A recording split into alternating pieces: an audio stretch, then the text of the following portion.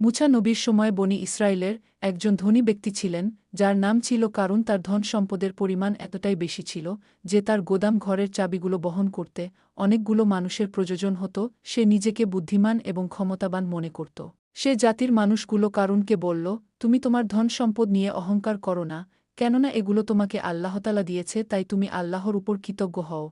কিন্তু কারুন হাসত আর বলত এগুলো সে নিজের বুদ্ধি এবং যোগ্যতা ও পরিশ্রম দিয়ে অর্জন করেছে। এইখানে আল্লাহর কোনো অবদান নেই। সময় চলে আসলো ধ্বংসের। একদিন কারুন তার সব ধন সম্পদ বের করে মানুষদেরকে প্রদর্শন করছিলেন। সে মুহূর্তে আল্লাহ তাআলা মাটিকে আদেশ করল আর মাটি কাঁপতে শুরু করল এবং মাটি ফেটে গর্ত হয়ে গেল। কারণ ও তার সকল সম্পত্তি মাটির ভেতরে চলে গেল এবং মাটি পুনরায় একত্রিত হয়ে গেল। কারণের অহংকার তার সম্পদ আল্লাহতালা এমনভাবে শেষ করে দিলেন যেন সে কখনো পৃথিবীতেই ছিল না। সুবহানাল্লাহ। তাই আমাদের সকলকে অহংকার থেকে বেঁচে থাকতে হবে।